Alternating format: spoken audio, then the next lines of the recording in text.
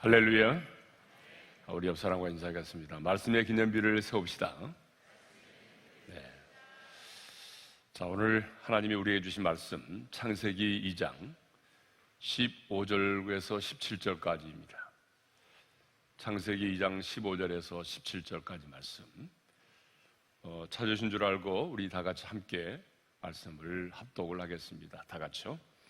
여호와 하나님이 그 사람을 이끌어 에덴 동산에 두어 그것을 경작하며 지키게 하시고, 여호와 하나님이 그 사람에게 명하여 이르시되 동산 각종 나무의 열매는 네가 임의로 먹되 선악을 알게 하는 나무의 열매는 먹지 말라. 네가 먹는 날에는 반드시 죽으리라 하시니라. 아멘. 기도하겠습니다. 거룩하신 아버지 하나님, 죄와 사망에서 우리를 구원해 주시니 감사합니다.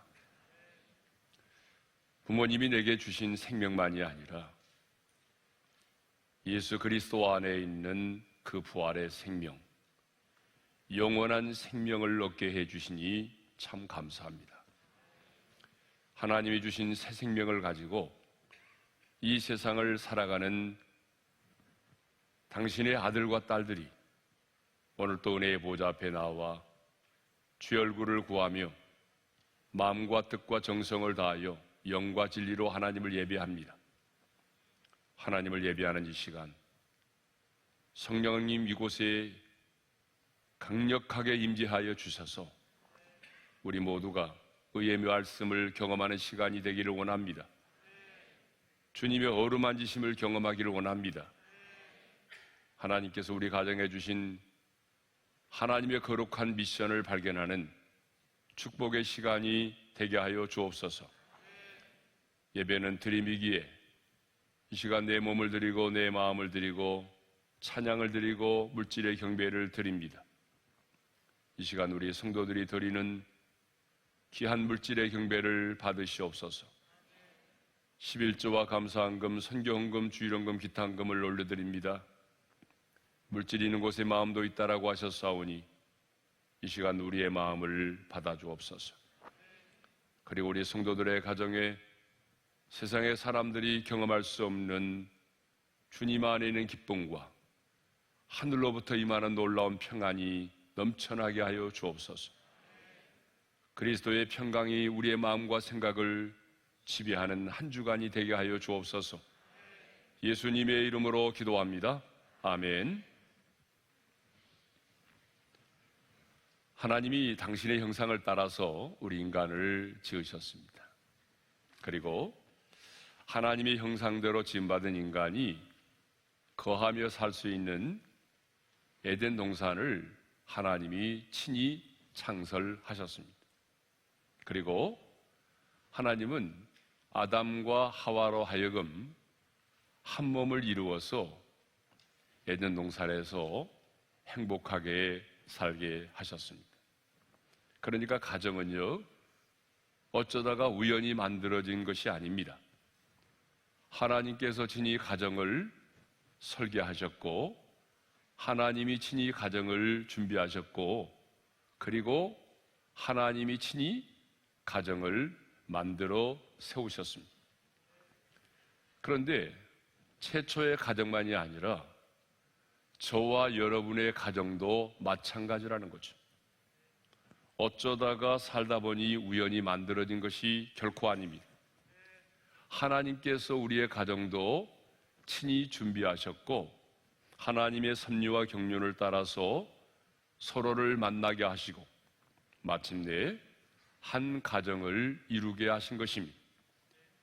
하나님은 당신의 형상대로 지은 인간을 이끌어서 당신이 친히 창설하신 에덴 동산에 두어 살게 하셨습니다.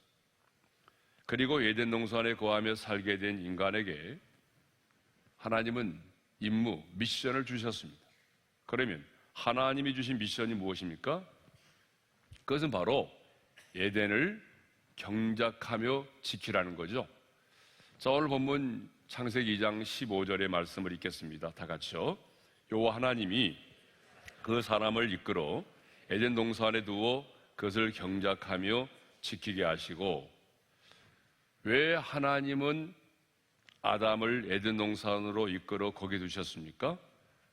에덴 동산을 경작하며 지키도록 하기 위해서죠. 하나님께서 친히 세우신 최초의 가정인 그 에덴을 경작하며 지키게 하기 위해서입니다. 그래서 오늘은요, 하나님께서 아담에게 주셨던 그 미션, 에덴을 경작하며 지키라고 하는 그 말씀을 우리가 함께 나누면서 은혜를 받도록 하겠습니다. 하나님께서 아담에게 주셨던 첫 번째 미션은요, 바로 에덴을 경작하라입니다. 다시 한번 15절 상반절의 말씀을 읽겠습니다. 여호와 하나님이 그 사람을 이끌어 에덴 동산에 두어 그것을 경작하며. 자, 에덴을 경작하라고 그랬죠. 여기 경작하다라고 하는 말은요, 히브리어로 아바드라는 말입니다. 이 뜻은 일하다, 봉사하다, 섬기다라고 하는 뜻을 가지고 있습니다. 경작은요, 땅을 갈아서 농사를 짓는 것을 말하죠. 그러니까 하나님은 아담으로 하여금 에덴 동산에서 무의도식하게 하지 않으셨습니다. 하나님은 아담에게 에덴 동산에서 아무 일도 하지 않고 각종 과일 나무의 열매만 먹고 살도록 하지 않으셨다는 거죠. 하나님은 아담에게 에덴 동산을 경작하도록 하셨습니다. 다시 말하면 농사를 지어서 소출을 얻게 하셨습니다. 그런데 많은 사람들은요, 에덴 동산 낙원하게 되면 일할 필요도 없고 빈둥빈둥 놀고 먹고 사는 세상으로 알고 있습니다. 그러나 하나님은 아담에게 에덴 동산을 경작하도록 하셨어요. 이것을 보게 되면 일을 하는 것, 이 노동이라고 하는 것은요, 인간의 타락하기 이전부터 존재했던 신성한 것입니다. 그런데 사람들은 일을 행하는 것, 노동을 하는 것을 굉장히 천하게 생각을 합니다. 특히 우리나라 사람들은 유교적인 영향을 받아서인지 일을 행하는 것, 노동 그 자체를 굉장히 천하게 여겨왔습니다. 그래서 많이 배우지 못한 사람일수록 고된 일을 많이 하게 되고, 천한 사람일수록 천한 일을 많이 하게 된다는 그런 부정적인 생각을 가지고 있습니다. 그래서 공장에서 작업복을 입고 일하는 사람들을 공돌이, 공순이라고 부르지 않습니까? 그러나 여러분, 노동은 형벌이 아닙니다. 노동은 인간의 타락 이전부터 있었던 굉장히 신성한 것입니다. 그래서 우리 하나님도 6 동안의 천지를 창조하시는 일을 행하셨고, 우리 예수님도 역시 내 아버지께서 이제까지 일하시니 나도 일한다라고까지 말씀하셨습니다. 사도 바울 역시 데살로니가후서 3장 10절에서 이렇게 말씀했어요. 함께 읽겠습니다. 누구든지 일하기 싫거든 먹지도 말게 하라. 일하기 싫어하거든 먹지도 말게 하라고 했어요. 그리고 자신도 역시 천막 만드는 일을 하면서 선교 활동을 했던 것입니다. 그러므로 우리의 직업 역시 귀천이 있는 것이 아닙니다.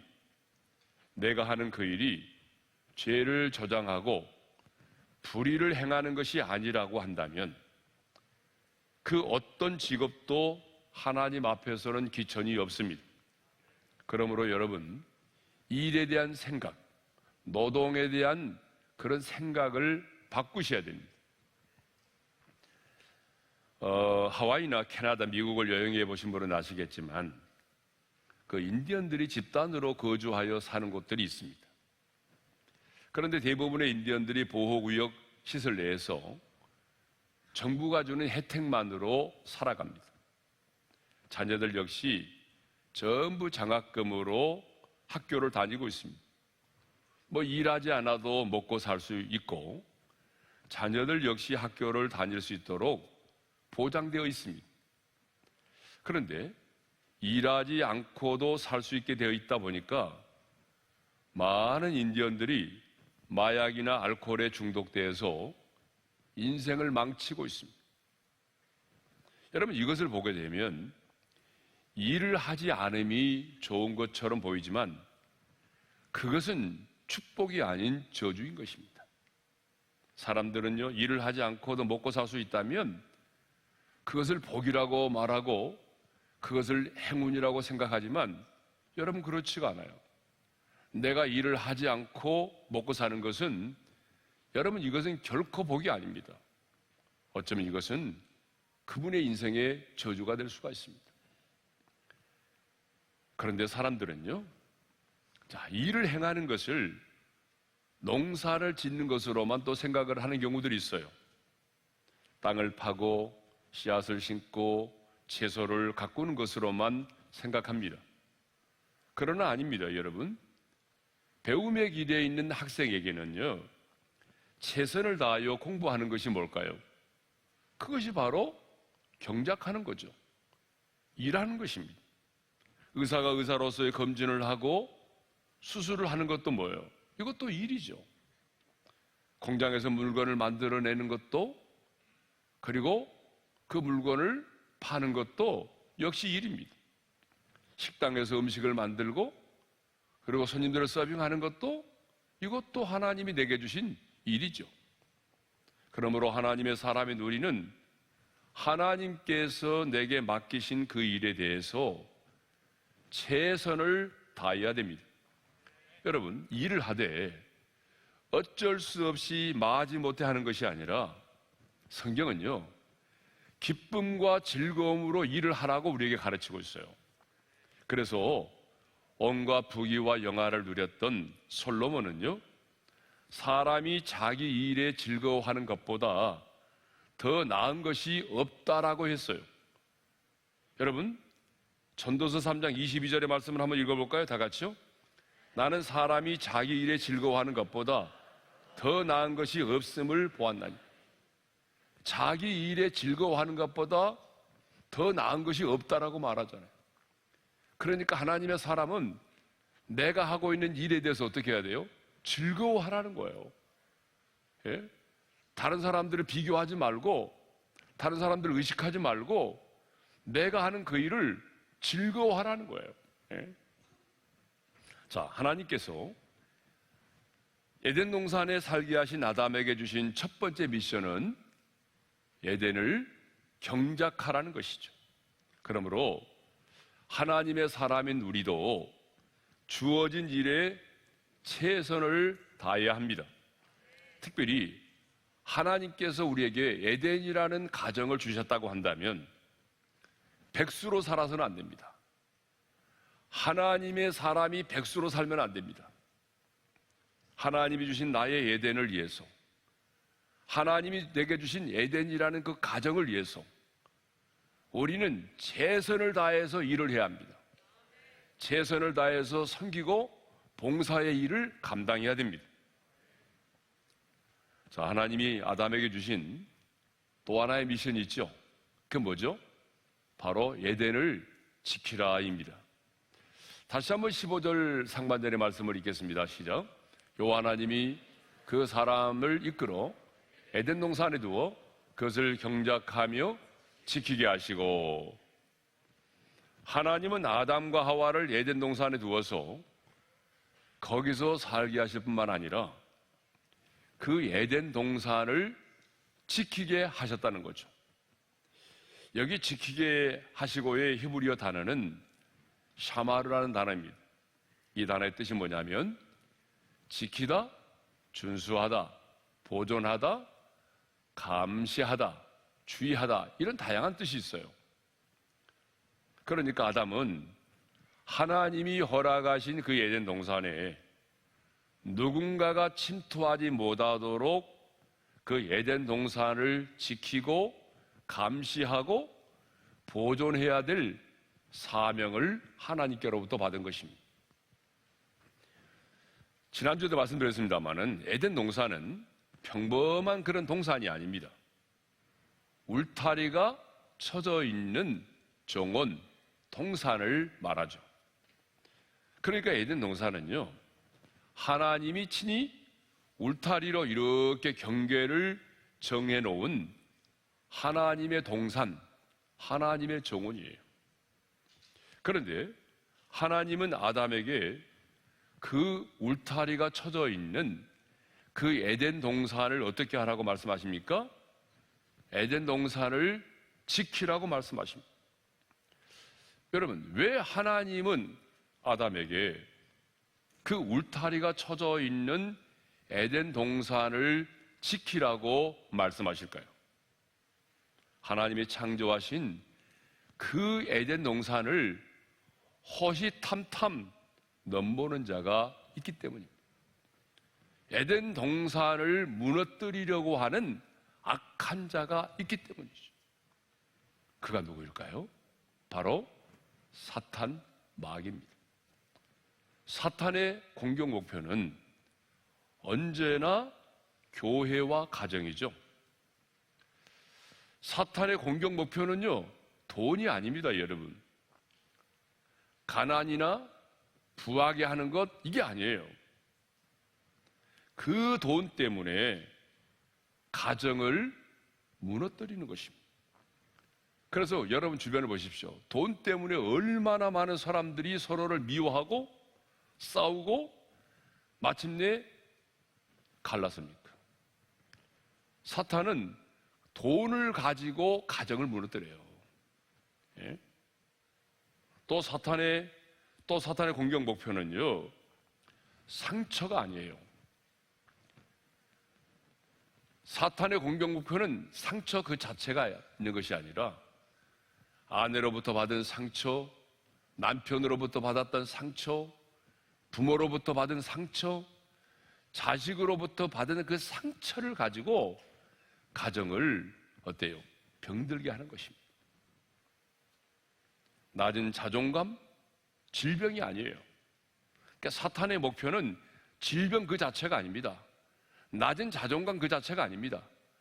그것들을 통해서 가정을 병들게 하고 가정을 무너뜨리려고 하는 것입니다. 사탄의 공격 목표는 출세와 성공이 아닙니다. 여러분 빌 게이츠를 보십시오. 출세와 성공으로 인해서 가정을 돌보지 않게 만들고 마침내 출세와 성공으로 인해서 가정을 무너뜨렸지 않습니까? 우리들 주변에 보십시오. 어려울 때는 그렇게 화목하던 가정이 세상에서 잘 나가고 출세하고 성공하니까 여러분 그 순간부터 그 가정이 와르르 무너지지 않습니까? 예? 마귀는요, 수단과 방법을 가리지 않고 여러분의 가정을 공격합니다. 그런데 안타깝게도 아담과 하와는요, 하나님이 지키라고 명하신 그 에덴 동산을 지키지 못했습니다. 하나님께서 주신 그 에덴이라는 가정을 지키지 못했습니다. 아담과 하와는 뱀의 유혹을 받아서 선악을 알게 하는 나무의 실과를 따먹음으로 마침내는 서로를 비난하게 되었고 마침내 에덴 동산에서 쫓겨나게 되었습니다. 오늘 우리들 주변을 보십시오. 수단과 방법을 가리지 않는 사탄의 무차별적인 공격 앞에 무너진 가정들이 얼마나 많습니까? 에덴 동산인 가정을 지키지 못해서 지옥으로 변해버린 가정들이 얼마나 많습니까? 오늘 우리들 주변에 깨어진 가정들, 안타까운 가정들이 얼마나 많이 있습니까? 한숨과 탄식에 떠나지 않는 그런 가정들이 얼마나 많이 있습니까? 이 땅의 작은 에덴 동산이 되어야 될 가정이 왜 지옥과 같은 비참한 가정이 되었을까요? 아름답고 행복해야 될 가정이 왜 한숨과 눈물의 골짜기가 되었을까요? 가정을 지키지 못했기 때문입니다. 결혼을 해서 가정만 이루었지 가정을 지키는 일에 실패했기 때문입니다. 이것을 보게 되면요, 결혼을 하는 것이 중요한 것이 아니라 결혼해서 가정을 가졌다면 가정을 지키는 일이 더 중요하다는 걸 알 수가 있습니다. 여러분, 왜 로마가 무너졌습니까? 군사력이 약해서 무너졌습니까? 힘이 없어서입니까? 아닙니다. 부패와 타락으로 가정이 무너졌기 때문에 결국은 로마가 무너졌어요. 여러분, 왜 공산주의가 무너졌습니까? 노벨상 수상자인 솔제니치는 이런 말을 했어요. 그들이 교회와 가정의 중요성을 과소평가했기 때문이다. 그러니까 공산주의가 무너진 이유는 교회와 가정을 과소평가했기 때문이라는 거죠. 그래서 여러분, 사회주의자들이 가장 싫어하는 집단이 뭐예요? 교회입니다. 그래서 사회주의 사상을 가진 사람들은 어떻게 하든지 간에 이 땅의 교회를 무너뜨리려고 하는 거예요. 예? 가장 큰 장애물이 교회라고 생각하기 때문이죠. 그러면 왜 사탄은 가정을 집요하게 공격할까요? 두 가지 이유 때문에 그렇습니다. 하나님이 친히 가정을 세우셨기 때문입니다. 제가 수없이 얘기했지 않습니까? 하나님이 세우신 기관은 딱 둘입니다. 하나는 교회요, 하나는 가정입니다. 그런데 사탄은 하나님을 직접 대적할 수는 없어요. 하나님을 대적할 수 없기 때문에 하나님이 친히 세우신 기관인 가정과 교회를 공격하는 것입니다. 두 번째 이유는 가정이 무너지면 모든 것이 무너지기 때문입니다. 이 땅에 가정이 무너지면, 여러분, 가정이 무너지면요, 국가도 무너집니다. 예? 사회도 무너집니다. 근데 여러분, 우리나라가 큰일 났습니다. 이 출산율이 너무 떨어졌어요. 여러분, 앞으로 이렇게 나가게 되면 정말 우리나라에 너무나 많은 가정들이 사라지는 거예요. 가정이 사라지면 국가도 사라지는 것입니다. 사회도 무너지는 것입니다. 가정이 무너지면 여러분의 인생의 출세와 성공도 무너지는 것입니다. 여러분, 한번 생각해 보십시오. 내 가정이 무너졌는데 사회적으로 성공하고 출세 안 될 무슨 의미가 있습니까? 여러분, 그렇지 않습니까? 빌 게이츠를 보십시오. 예? 지금 밖으로 나오지도 못하지 않습니까? 창피해서. 예? 사회적으로 출세하고 성공해도 가정이 무너지면 여러분 다 무너지는 거예요. 예? 가정이 무너지면 모든 것이 무너지기 때문에 사탄은 치비와리만큼 가정을 공격하는 것입니다. 그러면 하나님이 주신 에덴, 이 곧 가정을 지키려면 우리가 어떻게 해야 될까요? 첫째로, 언젠가도 제가 이 말씀을 전한 것 같습니다. 작은 여우를 잡아야 합니다. 네. 우리가 가정을 지키려면요, 가정을 허무려고 하는 작은 여우를 잡아야 돼요. 아가서에 보게 되면요, 가정을 허무는 작은 여우가 나옵니다. 아가서 2장 15절 상반절의 말씀을 읽겠습니다. 다 같이요. 우리를 위하여 여우, 곧 포도원을 허는 작은 여우를 잡으라. 이 말은요, 솔로몬 왕이 술람미 여인에게 사랑을 고백했을 때에 술람미 여인이 솔로몬 왕에게 한 말입니다.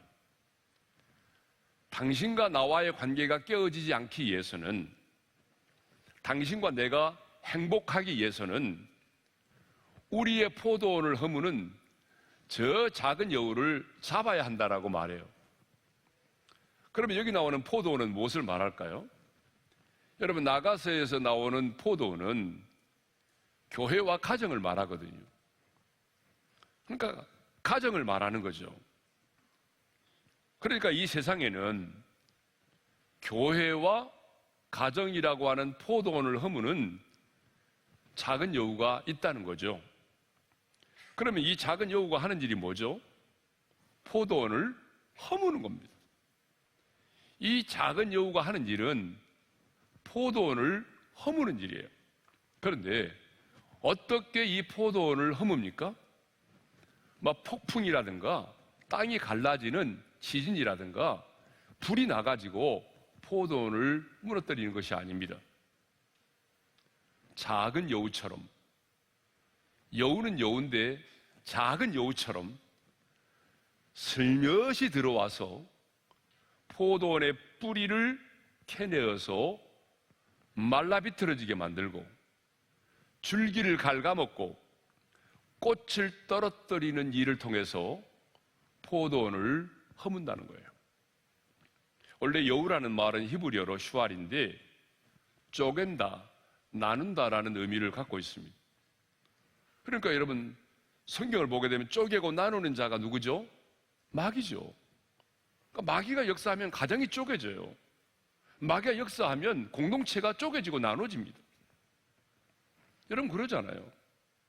여러분들이 모이는 소그룹 모임도 마귀가 역사하게 되면은 그 안에서 나누어집니다. 몇 사람 안 되는데 나누어집니다. 마귀의 역사는 쪼개고 나누는 일이에요. 그러면 작은 여우가 어떻게 포도원을 쪼개고 나누며 망가뜨립니까? 여러분, 작은 여우가 포도원을 쪼개고 나누고 무너뜨리는 일을 할 때에 어떤 방식으로 합니까? 아까 제가 얘기했잖아요. 예? 폭풍이라든가 지진은 아니라고. 그런데 어떻게 하죠? 사람의 눈에 잘 띄지 않게 슬그머니 들어와서 포도원을 허무는 거예요. 그래서 슬며시 들어와서 포도원을 허무는 작은 여우의 전략은요, 외로움과 고독이라는 것입니다. 하나님은 아담이 혼자 사는 것이 좋지 않아서 돕는 배필을 지으셨습니다. 그리고 고독을 이겨내도록 하기 위해서 가족과 함께 살게 하셨습니다. 하나님이 왜 우리에게 가족을 두셨느냐? 고독을 이겨내도록 하기 위해서입니다. 자, 시편 68편 6절의 말씀을 읽겠습니다. 다 같이요.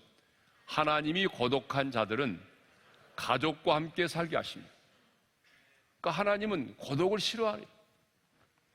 하나님의 형상대로 지음받은 우리 인간들이 이 세상을 살아가면서 외로움과 고독 가운데 사는 걸 원치 않으세요. 그래서 하나님은 우리에게 가정을 주셨어요. 가족을 두셨다 그 말이죠. 그러니까 이것을 보게 되면 고독에 대한 하나님의 처방이 뭐예요? 가족입니다. 고독에 대한 하나님의 처방이 가족이에요. 그러니까 가정을 이루고 가족을 만들어야 되는데 사람들이 가정을 이루려고 하지 않아요. 그러니까 뭐예요? 그 외로움과 고독을 다른 곳에 가서 발산하는 거예요, 지금. 그러니까 우리나라가 이렇게 문제가 많은 거예요. 예?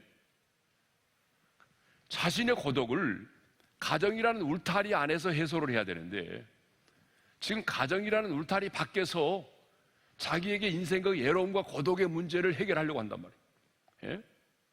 클럽에 가서 한다든지 아니면은 뭐 포장마차에서 한다든지 뭐 노래방에서 한다든지 이러다 보니까 우리나라처럼 이렇게 유흥업소가 많은 데가 없잖아요, 지금.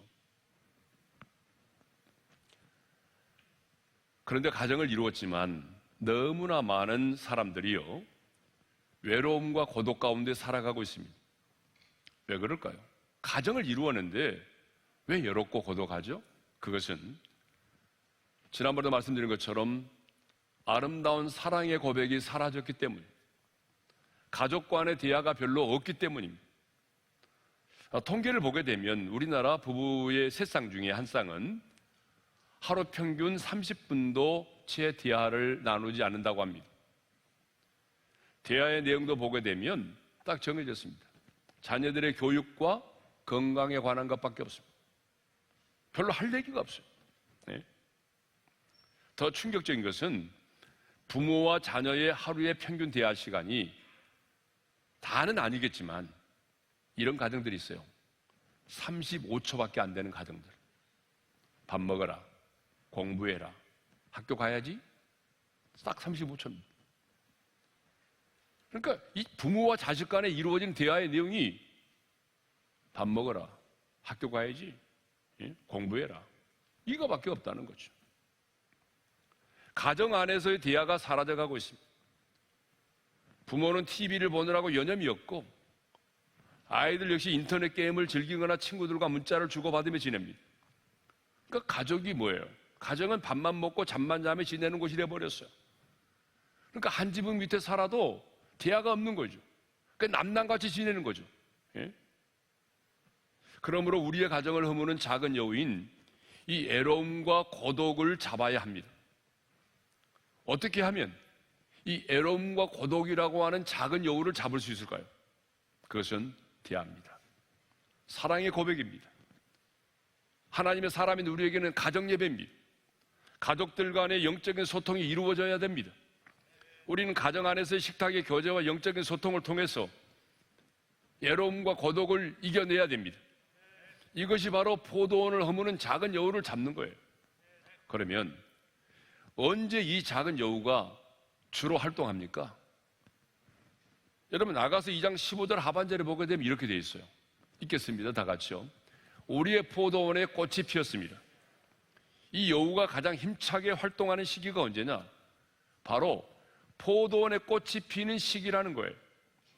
부부 생활이 절정에 이르렀을 때, 가정의 행복이 절정에 이르렀을 때, 교회로 말하면 교회가 부흥하고 은혜스러울 때, 그때에 이 작은 여우가 가장 활동적으로 역사한다는 겁니다. 그러므로 여러분, 문제가 없다고 은혜롭고 평안하다고 기도를 쉬면 안 됩니다. 그럴 때일수록 온 가족이 함께 말씀도 암송하고 함께 가정의 예배를 드려야 됩니다. 그럴 때일수록 가정 안에서 영적인 소통이 이루어져야 됩니다. 평안할 때, 우리 가정에 문제 없어. 우리 가정에 아무 문제 없다고. 여러분, 그럴 때일수록 더욱더 우리가 깨어 기도하고 가정 예배를 드리고 가정 안에서 영적인 소통이 이루어져야 하는 것입니다. 그것이 바로 뭐예요? 내 가정을 허무는 작은 여우를 잡는 것입니다. 자, 두 번째로는 울타리를 넘어가면 안 됩니다. 15절 상반절의 말씀을 읽겠습니다. 다 같이요. 여호와 하나님이 그 사람을 이끌어 에덴 동산에 두어. 자, 에덴 동산은 어떤 곳이라고 그랬어요? 그냥 들판이 아니라고 그랬죠. 예? 에덴 동산은 울타리가 쳐져 있는 정원이란 말이에요. 에덴 동산은 하나님이 친히 울타리로 경계를 정해놓은 하나님의 정원 동산이란 말이에요. 울타리는요, 외부에서 들어오는 것을 막아주는 역할도 하지만 동산 안에 있는 사람이 그 에덴 동산 밖으로 나가지 못하도록 막아주는 역할도 하는 것이 울타리죠. 여러분 그러지 않아요? 예, 그게 바로 울타리거든요. 그러므로 하나님은요, 아담을 이끌어 거기 두신 다음에 그 에덴 동산 안에만 머물도록 했어요. 그러니까 아담은 어디서 살아야 되죠? 에덴 동산의 울타리를 넘어서 밖으로 나가면 안 돼요. 에덴 동산의 울타리 안에서만 있어야 돼요. 생명나무와 선악을 알게 하는 나무가 있는 에덴 동산의 중앙을 중심으로 살아야만 했습니다. 그래서 하나님은 에덴의 밖으로 나가지 못하도록 울타리를 쳐서 경계를 만들어 두셨습니다. 그리고 16절, 17절 이렇게 말씀하시죠. 읽겠습니다. 다 같이요. 동산 각종 나무의 열매는 네가 임의로 먹되 선악을 알게 하는 나무의 열매는 먹지 말라. 내가 먹는 날에는 반드시 죽으리라 하시니. 에덴의 축복을 계속하여 누리려고 하면은 선악을 알게 하는 나무에 실구하는 열매는 먹지 말라는 거죠. 그리고 만일 네가 그것을 먹는 날에는 경고하셨습니다. 반드시 죽으리라. 그런데 안타깝게도 아담과 하와는 하나님이 허락하신 축복은 가볍게 여기고 하나님이 금하신 것에만 더 많은 관심을 갖게 했습니다. 여러분, 이게 마귀의 전략입니다. 마귀의 전략이 뭔지 아세요? 하나님이 우리 가정에, 내 인생 가운데 베풀어 주신 그 많은 은혜와 축복에 대해서는 별로 관심을 갖지 못하게 만들고, 하나님이 내 영혼을 위해서, 내 인생의 미래를 위해서 하나님이 금하신 것, 하나님이 금하신 것에만 더 많은 관심을 갖는다는 거죠. 여러분, 우리도 그러지 않아요? 곰곰이 생각해 보면 내 인생이 아무리 힘들고 고난이 겹쳐도요, 내가 하나님께로부터 받은 것이 많거든요. 하나님이 내게 준 은혜와 축복이 훨씬 많거든요. 그런데 우리는 하나님이 내 인생 가운데 주신 그 놀라운 은혜와 축복에는 별로 관심이 없어요. 그리고 내 인생 가운데 찾아온 그 고난에만 집착을 하죠. 하나님이 금하신 것에만 더 많은 관심을 갖는단 말이죠. 그렇게 되면 어떻게 되죠? 아담과 하와처럼 하나님에 대한 의심이 생기고 불만을 갖게 되고 금단의 열매를 따먹게 되는 거죠. 예? 그래서 마침내 아담과 하와는 하나님의 낯을 피하여 동산나무에 숨어 지내게 되었고 급기야는 에덴 동산에서 쫓겨나게 되었습니다. 이제 그들은 비옥하고 풍요롭고 아름다운 동산이 아니라 온갖 엉겅퀴와 가시나무가 무성한 곳에서 살게 되었습니다. 끝없는 탄식과 원망과 미움과 증오와 분노가 가득한 세상에 살게 됐습니다. 피조물로서 자신의 자리를 지키지 못하고 선을 넘었기 때문에 어둠과 저주 가운데 살게 된 것입니다. 이렇게 신앙생활에는요, 우리가 넘어서는 안 될 경계가 있다는 거죠. 국경선이 있다는 것입니다. 왜 천사가 타락했습니까? 여러분, 왜 아담과 하와가 선악을 알게 하는 그 열매를 따먹었습니까? 자신의 자리를 지키지 않았기 때문이죠. 여러분, 침이 아무리 중요해도 이 침이 입안에 있어야지 이 침이 흘러나와서 내 얼굴에 묻어 있으면 흉한 것입니다. 밥알도 마찬가지죠. 입안에 있어야지 머리에 붙어 있으면 추하게 보이는 것입니다. 우리의 가정에도 넘어서는 안 될 울타리가 있습니다. 하나님은 에덴이라는 이 동산에, 에덴 동산에 넘어서는 안 될 울타리를 쳐두셨어요. 그러니까 우리 가정이 행복하려면 내가 넘어서는 안 될 선을 넘으면 안 된다는 거죠. 예? 아내가 지켜야 될 선이 있고 남편이 넘어서는 안 될 선이 있습니다. 자녀들도 세상을 살아가면서 넘어서는 안 될 경계가 있다는 것입니다.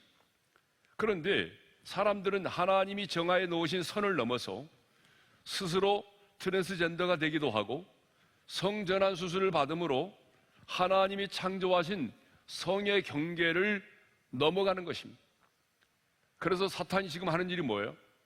에덴 동산의 경계와 구분을 없애버리는 거예요. 다시 말하면 에덴 동산의 울타리를 없애는 역할을 하고 있어요. 지금 사탄이 이 시대에 강력하게 하는 게 뭐죠? 가정이라고 하는 울타리, 에덴 동산의 그 울타리를 마귀는 지금 없애는 일을 하고 있습니다. 그래서 가정의 경계와 구분을 사라지게 만드는 것입니다. 그러나 우리는 하나님이 정하여 놓으신 성의 경계를, 에덴의 울타리를 넘어서는 안 됩니다. 가정을 지키려면 하나님이 정해 놓으신 가정의 경계, 가정의 울타리를 넘어서는 안 된다는 것입니다.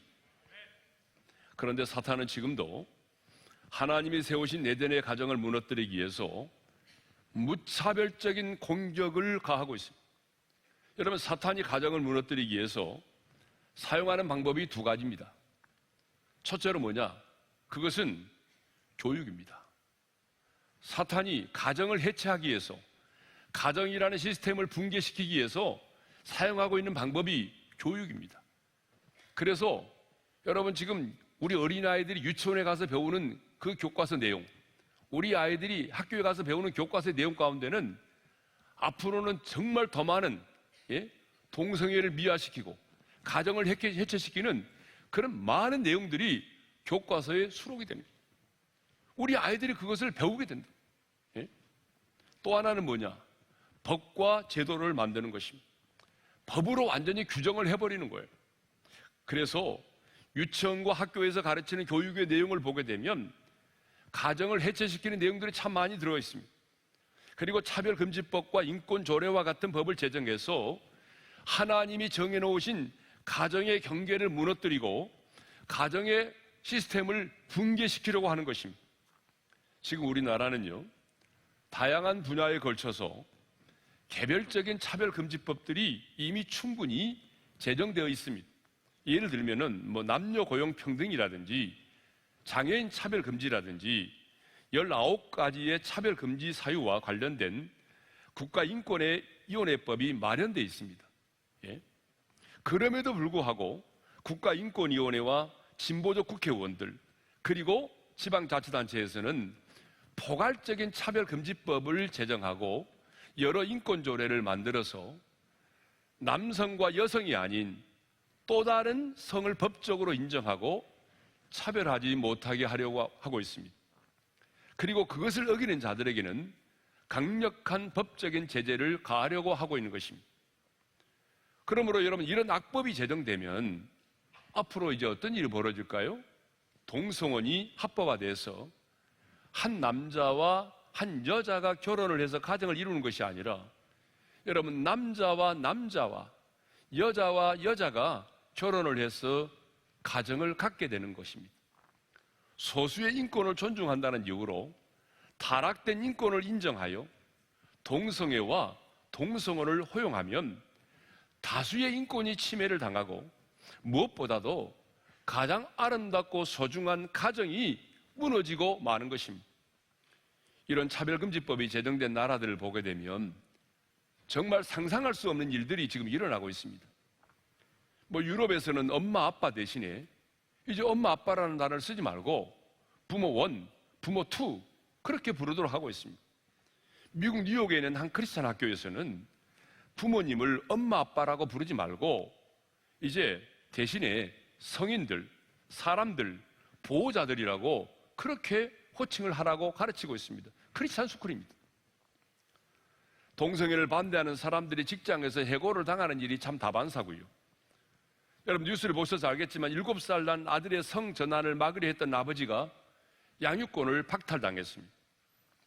남학생이 자신을 여학생이라고 생각할 경우에 외모와 생물학적 성이 모두 남성이라도 여자 화장실 및 로커룸을 사용할 수가 있습니다. 우리나라에서도 최근 성전환자의 숙명에 대해 입학을 두고 논란이 많았습니다. 지난해까지 남자였던 학생이 트랜스젠더라며 여학생 기숙사에 들어오게 되는 것을 여학생들이 반대했기 때문이죠. 미국에서는 스스로를 여성이라고 생각하는 남성 청소년이 여성 청소년 육상 경기에 출전해서 여러분 15차례나 우승을 독차지한 일도 있었습니다. 자기 자신이 남자지만 나는 지금부터 여자야. 그러면 여성 경기에 참여하게 되면 누가 이겠습니까? 아무리 여성의 실력이 뛰어나도 따라갈 수가 없는 거죠. 이렇게 가정을 해체시키려고 하는 사탄의 공격이 계속되고 있습니다. 그런데 안타깝게도 많은 사람들이 동성애 반대는 무조건 혐오라고 하는 그런 프레임에 갇혀서 사실상 동성애를 수용하고 인정하려고 하고 있습니다. 그러나 여러분, 아닙니다. 우리는 하나님이 친히 창조하신 가정, 에덴을 지켜야 합니다. 하나님께서 우리에게 허락해 주신 이 아름답고 소중한 가정을 우리는 반드시 지켜야 합니다. 자, 주신 말씀 마음에 새기면서 찬송가 여기에 모인 우리라고 하는 찬양인데 1절만 부르는데 개사를 좀 많이 했습니다. 여러분 이해하시면서 함께 이 찬양을 부르겠습니다. 여기에 모인 우리 주의 은총 받은 자여라. 주께서 이 가정에 함께 되심을 아노라. 언제나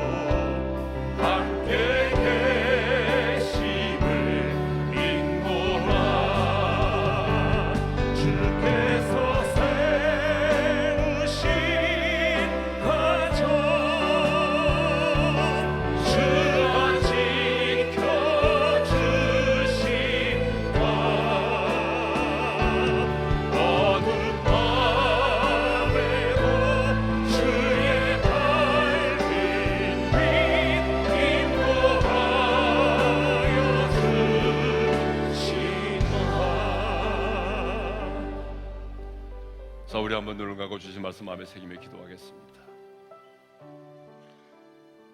하나님께서 아담과 하와를 에덴 동산에 두어 살게 하시고 두 가지 미션을 주셨습니다.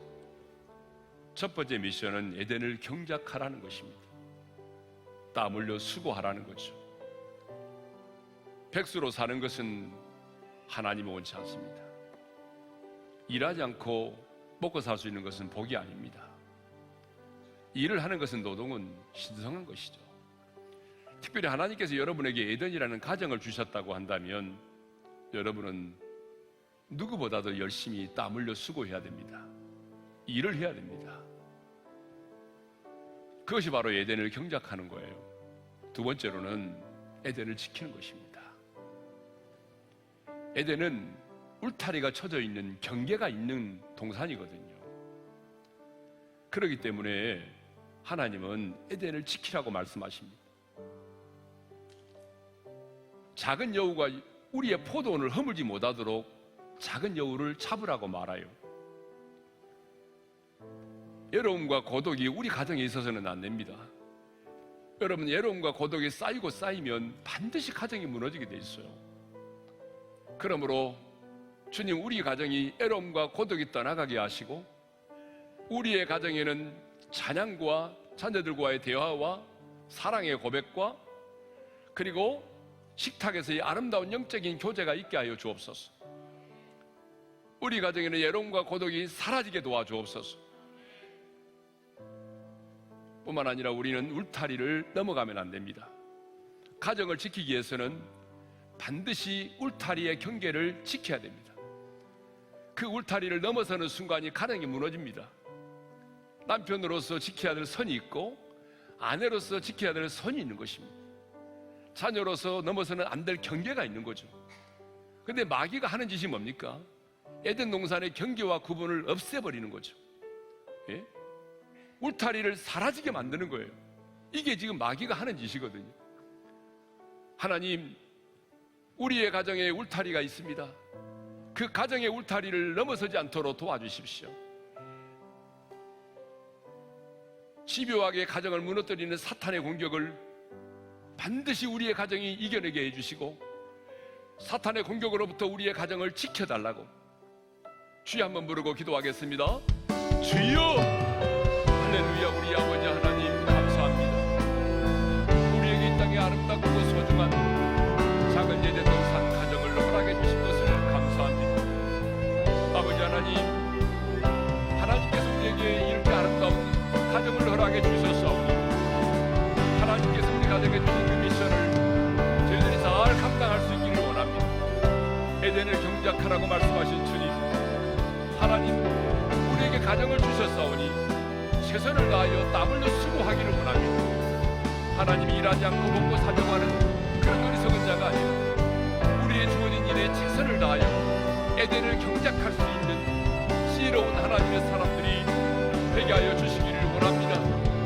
에덴을 지키라고 말씀하신 주님, 하나님 저 악한 영의 공격으로부터 하나님 우리에게 주신 이 에덴은 이 가정을 지켜나가기를 원합니다. 작은 여우가 우리 가정에 틈타지 못하도록 외로움과 고독을 이겨내게 도와주시고 하나님이여 우리의 이 에덴의 울타리를 벗어나지 않도록 도와주시기를 원합니다. 우리에게 허락해 주신 그 경계와 울타리를 반드시 우리가 지켜나가게 도와주셔서 하나님 아버지 12월일 만큼 오늘 우리의 가정을 공격하고 있는 에덴의 그 경계와 구분을 없애버리고자 하는 이런 마귀의 간계를 우리가 대적하며 우리의 가정을 지켜나갈 수 있도록 도와주시기를 원합니다. 그래서 정말 이 마지막 때에 하나님이 내게 주신 그 가정을 우리가 아름답고 소중하게 가꾸며 가정을 지켜나갈 수 있는 우리 어린의 모든 성도들이 되게 하여 주옵소서. 이제는 우리 주 예수 그리스도의 은혜와 하나님 아버지의 영원한 그 사랑하심과 성령님의 감동, 감화, 교통하심이 에덴을 경작하며 에덴을 지키라고 하는 하나님의 미션을 잘 감당하기를 소망하는, 그래서 우리의 가정이 이 땅의 작은 에덴 동산, 아름답고 행복한 그 에덴 동산이 되기를 간절히 소망하는 모든 성도들 위해 이제로부터 영원토록 함께 하시기를 축원하옵나이다. 아멘.